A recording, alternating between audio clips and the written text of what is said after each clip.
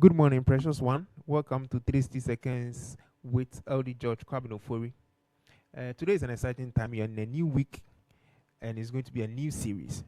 I will start this week. This week we are talking about the will of God, and so today will just be briefly about introduction, and not to waste much of your time. 360 seconds is just 6 minutes of your time. So this morning you're going to enjoy. You're going to have a new insight about what God has for you. The will of God means that God has a deliberate intention. God has a purpose in His heart while He created you, while He brought you on this earth, while He has placed you where you are now. So let us know the will of God. But before we talk about the will of God, let's talk about a will in general. So in a legal term, what is a will? So a will is a document. It's a legal document of a person. So as someone sits down, writes from A to Z, or whatever he wants to write. And whatever he's writing is that he wants to give out his property, he wants to give out his resource, he wants to give out whatever he decides to give to a particular person or to a group of persons. So a will is a legal document of a person who is disposing or giving away his or a property or resource to a person or persons. Note that I said it's a legal document. We are learning together. It's a legal document. Also, when we talk about a will can be enjoyed or can be made known to the person who is benefiting after the death of the testator or the person who is making the will. So what I mean is that for a will to be effective, the person who made the will, the person who wrote, give my property to Amma or to Kofi or to Veronica or to Charles or to George or to David, the person who is writing those words or those property will go to those who are benefiting after the person who is making is dead. So until the person who is making the will or writing the will is dead, anybody who has his name in the document to enjoy cannot enjoy. Why? Because the person who made the will is not dead. So a will is effective after the person who made it is dead. I know it is ringing a bell concerning Christianity. So relax for us. We are going to have a good time as we go through this whole week or even next week as we go through the will of God for our life. Also, one of the things we have to know legally, a will has to be written and has to be signed by the testator to be what? Valid.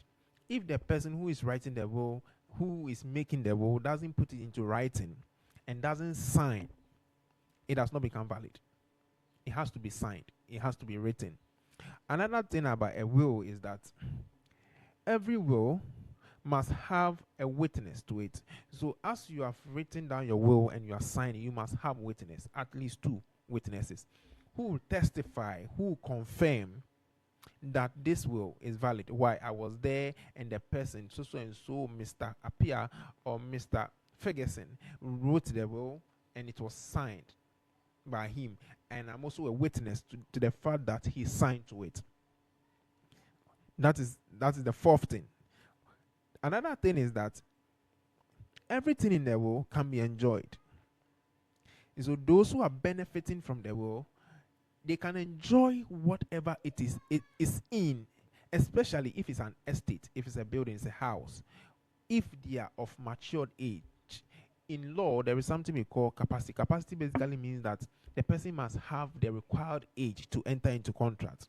So the person basically, in general terms, the person has to be above 18 years for him to enjoy whatever estate, whatever will that is in the will, is in the document. Maturity. And so if the person is below a certain age, below the 18 years or below the age of maturity in his jurisdiction or country, the person comes under stewardship or the person comes under trustship. Okay, so where there is a trustee and he or she is the beneficiary of the estate. This is something that we cannot spend my time discussing it, but basically a will is that I have a legal document. The document is that I have written whoever has to enjoy my property when I'm not alive. Basically, that's what it means. Today being introduction, let me quickly shift. Okay, let me quickly shift to the prophetic meaning of what I just said. So everything I've said here is in layman's term, is what is going on in our will, like legally in court in our life.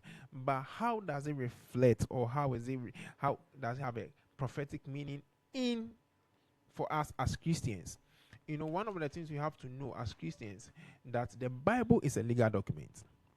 So I'm not talking about the will of God. The Bible is a legal document. The Bible is a legal document containing the testament. The testament, that is the will of God, to be enjoyed by the children of God.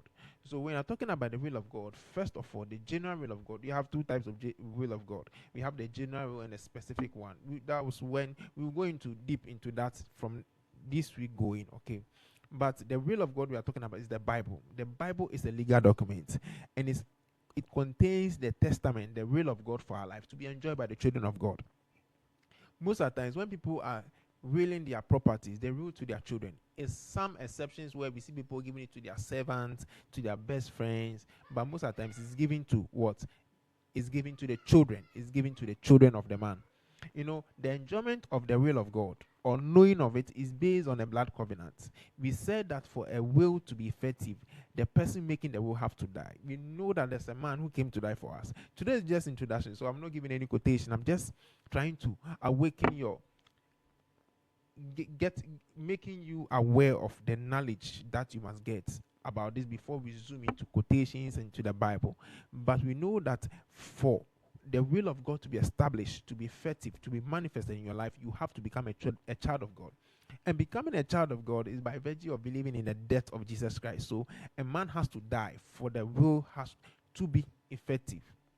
From tomorrow, I'm going to add quotations today so that you understand it, to read for you to get perfectly why we say the will of God for your life as a child of God. Now, the Bible as a general will of God is written. We said that a will has to be written. The Bible is written and is confirmed, that is signed by the Spirit of God. That is why whatever we declare, the Spirit of God confirms it. If the Spirit of God does not confirm what we are saying, then it is not what the will of God is saying. It's not what the Bible says. Jesus always said, it is written, it is written, it is written. Okay. Another thing is that the validity of the will of God is confirmed by signs and miracles, by the Spirit of God, and by angels. The Bible will clearly say that God confirming the words of the apostles. So God confirming the words of the apostles. Why? Because the words of the apostles, or the works of the apostles, was what Jesus came to do. So they were practically living the written word.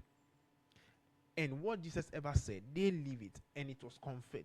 The Spirit of God was confirming it.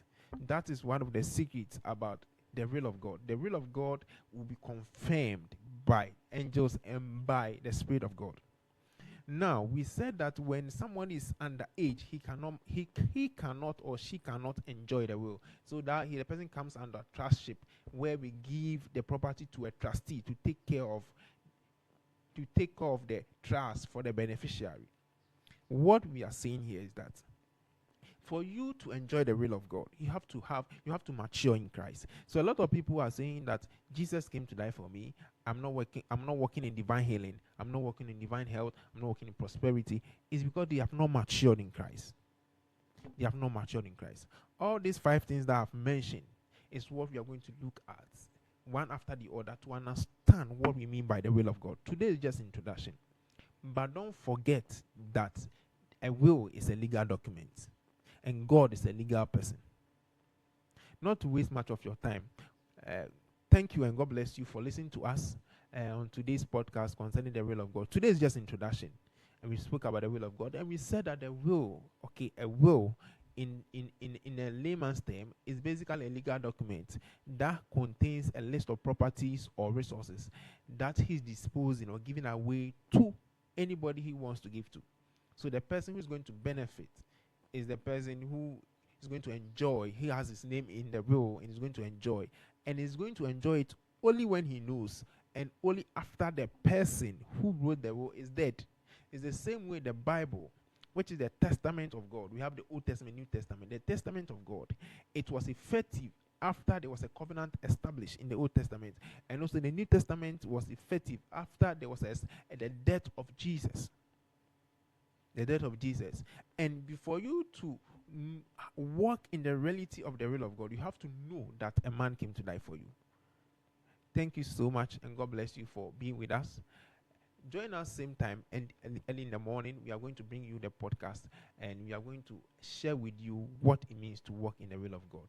God bless you so much.